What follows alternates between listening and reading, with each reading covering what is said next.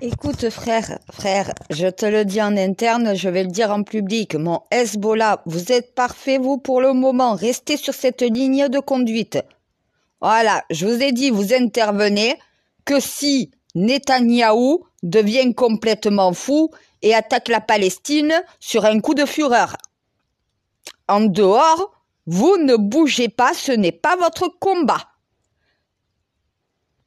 Oui, mon Dieu. Non, le Hezbollah me dit c'est bien, nous. Oui, c'est très bien. Vous maintenez une pression à la frontière sans attaquer pour autant. Voilà. Ah, mais vaut mieux mettre un droit de veto.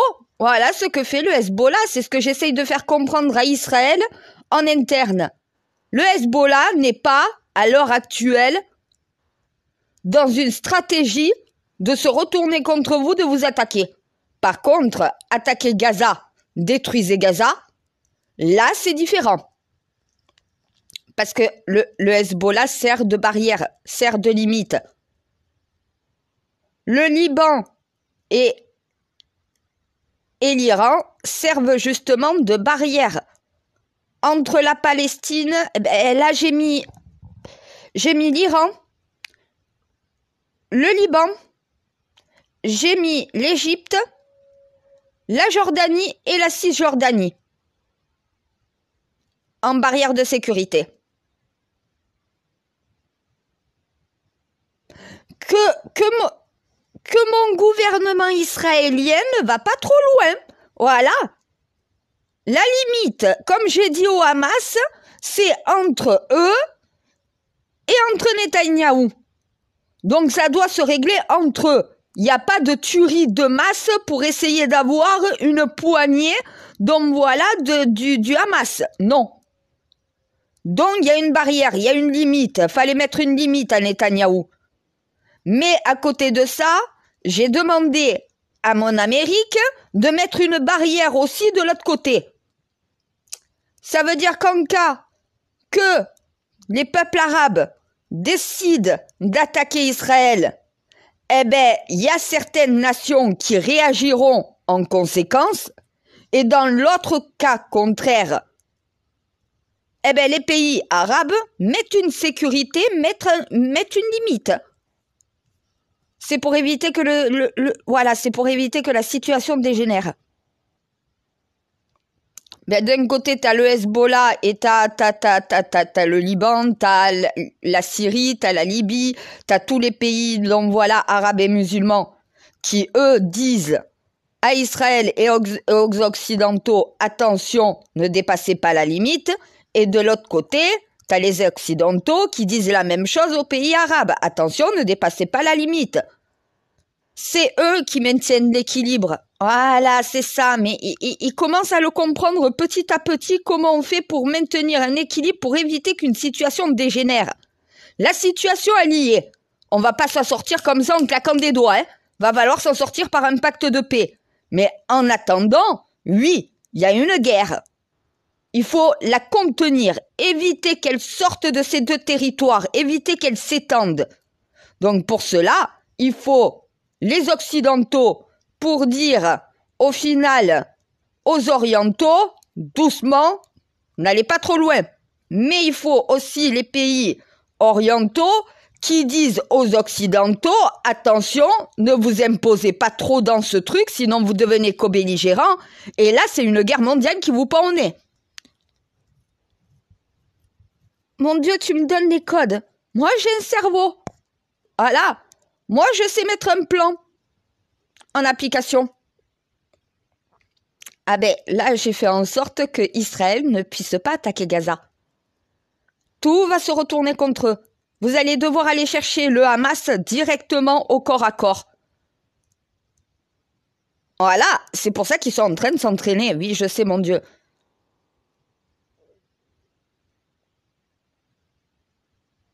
Mais à un moment donné, hein, tu peux même utiliser un missile téléguidé. Je suis désolé, mon frère du Hamas, hein, mais t'es au Qatar. Je sais où aller ta maison. Moi, je sais où aller ta maison. Missile guidé, boum. Voilà, Il n'y a pas besoin de faire péter tout un peuple, tout un pays, toute une nation pour arriver à avoir des terroristes. Oui, mais ça, je crois, dans certaines têtes de chefs d'État, ils n'arrivent pas à comprendre à un moment donné. Tu éradiques pas une idéologie en éradiquant un peuple. Au contraire, tu vas exacerber cette idéologie qui va devenir encore plus néfaste dans le monde à cause de ce que tu fais toi. Non, mais il faut remettre un peu les pendules à l'heure dans la tête de Netanyahou. Ah, mais j'ai dit à Hamas, vous avez désobéi à mes ordres, vous avez quand même cherché à faire ça, alors que je vous avais dit de ne pas le faire. Maintenant, vous assumez les conséquences de vos actes. Ils m'ont dit, mais nous, on l'a fait, on a voulu le faire, on assumera. Voilà. Est-ce que Israël va assumer d'être responsable d'un génocide du peuple palestinien pour avoir une trentaine de personnes du Hamas, sachant que des gens du Hamas, t'en as partout encore dans le monde? Voilà, il n'y a pas de logique. Il n'y a pas de logique, il n'y a aucune lucidité à rentrer dans une guerre contre un peuple alors que tu es censé devoir entrer en guerre contre une idéologie terroriste. Les Israéliens sont avec moi.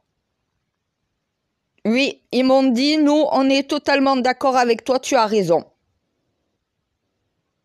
Tous les Israéliens qui me contactent me disent tout ça. T'as raison, c'est pas les Palestiniens, le problème, c'est le Hamas. Donc notre gouvernement doit aller traquer et chercher le Hamas, mais ne doit pas bombarder Gaza et s'attaquer au peuple palestinien. Si on ne veut pas qu'on nous attaque, nous, les Israéliens, parce qu'on est Israéliens, ça serait complètement stupide d'autoriser qu'on attaque des Palestiniens parce qu'ils sont Palestiniens. Ce qu'on ne veut pas qu'il nous arrive à nous, on ne veut pas que ça arrive non plus à notre peuple. À nos chefs d'État d'arriver à trouver une solution. Soit, de toute façon, là, à l'heure actuelle, si le Hamas n'est pas un gouvernement d'État, alors avec qui vous essayez de pourparler, de communiquer pour essayer de trouver une solution de paix entre les deux nations? S'il n'y a pas de gouvernement palestinien, alors dans ces cas-là, t'as pas de correspondant. T'as pas quelqu'un pour échanger, pour faire un pacte de paix. Si le Hamas n'est pas un État, n'est pas le représentant d'un État, mais le représentant d'une cellule terroriste, alors où est l'État palestinien? C'est peut-être ça le problème aussi, non? Netanyahou ne peut pas parler à des terroristes qui n'ont qu'une idéologie, c'est de les détruire. Il faut un gouvernement impartial en Palestine. Il n'y a pas de gouvernement palestinien. Pourquoi? Peut-être parce que Israël a cherché à coloniser la Palestine. Voilà, t'as fait en sorte que ce pays, ce peuple, n'ait pas de gouvernant, n'ait pas de dirigeant. Il faut peut-être en mettre un là maintenant, non? Comment sortir d'une situation de crise? Comment travailler ensemble pour faire sortir le terroriste et le terrorisme des deux terres, de la terre israélienne et de la terre palestinienne? Comment faire pour travailler ensemble pour qu'il n'y ait plus de terrorisme dans ces deux régions-là, pour que les deux États soient correctement gérés? Et il faut des chefs d'État évoluer, éduquer et former à ce poste-là, à la tête du pays. Mais moi, je suis pas Netanyahou, mon Dieu. Moi, oui, négocier avec le Hamas pour trouver une solution de paix, oui. Mais il faudrait que le Hamas devienne un État, un gouvernement palestinien, et non plus une cellule terroriste. Faut plus que ça soit une milice. Voilà, nous, Barkhane, ce n'est pas une milice, c'est une armée. Soit tu as une milice, et dans ces cas-là, ton armée est terroriste, soit sinon, tu as tout simplement une armée, il n'y a pas de terrorisme dans ton armée, parce que tout simplement, on a une éthique. Voilà. J'essaye de faire comprendre au peuple palestinien que s'ils veulent s'en sortir, il va falloir qu'ils trouvent maintenant un État pour les représenter.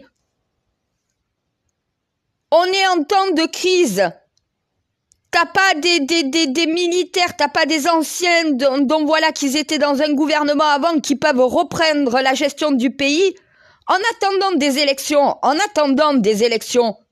Il n'y a pas de gouvernement palestinien. Va falloir des élections, mais en attendant, comment tu fais pour communiquer si t'as personne à la tête de l'État pour pouvoir le faire? Il va falloir, là, dans l'urgence, qu'il y ait un gouvernement palestinien qui sorte de terre, comme ça, comme par magie, et qui puisse pouvoir dialoguer avec Netanyahou, qui puisse aussi rappeler une véritable armée. Oui, mais ça, il le pense pas. C'est pas réfléchi. Donc la solution oui, elle s'envenime parce que tout simplement, il n'y a pas deux États pour parler. Il n'y a pas deux États qui sont capables de dialoguer pour essayer de trouver une solution de paix. Il y a un gouvernement israélien, mais il est dans une obsession d'éradiquer une idéologie en éradiquant tout un peuple au passage. Et d'un autre côté, tu as le Hamas qui est une milice, qui n'est pas une armée, qui n'est pas un État, qui n'a jamais réussi à le devenir. Je leur ai dit, le problème c'est ça. Vous auriez pu être un gouvernement palestinien. Vous auriez pu avoir une véritable armée comme nous, Barkhane. Non, vous l'avez pas fait. Voilà, au bout d'un moment. Vous n'avez pas su être, vous, le Hamas, l'État qu'attendait votre population. Ils attendaient de vous que vous soyez un gouvernement. Vous avez été une milice terroriste. Voilà, s'ils se retrouvent dans cette situation, c'est aussi en partie à cause de vous. Quand vous avez récupéré le pouvoir, il fallait le défendre. Il fallait assurer un gouvernement dans ce pays. Ils l'ont pas fait. C'est ça leur erreur. L'intention du Hamas au départ de prendre le pouvoir sur la Palestine était une bonne idée, si ça aurait été fait de façon cohérente. Mais ça ne l'a pas été. Aucune cohérence à récupérer un État si tu n'es pas capable de le représenter, de le gouverner. Ils se sont comportés comme une milice, pas comme un État. Voilà pourquoi il n'y a pas d'État palestinien. Eh bien, il faut peut-être un État palestinien, mais non en urgence. Parce que pour moi, le chef du Hamas, mon frère qui est au Qatar, dans sa belle villa, il devrait être en Palestine, à la tête de l'État palestinien. Quand tu récupères un pays pour le représenter, pour le gouverner, tu t'y établis, tu es à la tête du pays, c'est toi qui le dirige. Et c'est toi qui t'exprimes avec Netanyahou et qui règle les problèmes avec diplomatie. Et je peux pas leur dire mieux quoi faire. Là, je viens de balancer carrément qu'est-ce qu'il faut faire. Le chef du Hamas est censé être le chef d'État de la Palestine. J'essaye de lui faire comprendre en interne. Soit tu restes à nouveau un terroriste vivant au Qatar, mais dans ces cas-là, la Palestine, tu peux faire une croix dessus parce que quelqu'un d'autre va la récupérer pour la gérer. Soit sinon, tu te remets face à tes responsabilités, tu assumes les conséquences de tes actes. Et avec Netanyahou, vous deux, les fouteurs de merde, vous arrêtez de foutre de la merde et vous trouvez une solution ensemble. C'est les mêmes. Netanyahou et mon frère, c'est les mêmes. Mes deux frères, mes deux templiers sont les mêmes. Tu m'as donné les mêmes, avec la même folie dans la tête, à ne pas savoir gouverner, ne pas savoir gérer sa nation. Netanyahou est mauvais, et le chef d'État du Hamas est mauvais aussi. Ce ne sont pas des chefs d'État. Voilà au final pourquoi la Palestine et Israël sont dans cet État. T'es dans l'État de celui qui te dirige. Celui qui dirige l'État ne va pas bien dans sa tête, ton pays n'ira pas bien. Mais je le dis ça, mon frère du Hamas et à Netanyahou, je me prive pas. Ils le savent très bien. J'ai pas une seule menace, ni quoi que ce soit, ni du Hamas, ni de Netanyahou, moi. La vérité, voilà. Voilà pourquoi on ne t'attaque pas. Parce que tu leur dis la vérité en face. Certes, ça les dérange, parce que d'entendre la vérité, ça fait pas plaisir. Mais c'est la réalité. Est-ce que toi, Netanyahou, t'as fait ce qu'il fallait pour protéger ton peuple? La réponse est non. Sinon, tu serais pas dans cet état. Est-ce que toi, mon frère du Hamas, t'as fait ce qu'il fallait pour protéger le peuple palestinien? Non plus, tu serais pas au Qatar à l'heure actuelle avec ton pays en train de se faire bombarder. Non, mais ça, c'est une réalité. Et tous les pays du monde, tous les chefs d'État me disent, putain, c'est vrai, t'as raison. Mais oui, mais alors pourquoi vous le dites pas? Pourquoi vous la fermez? Pourquoi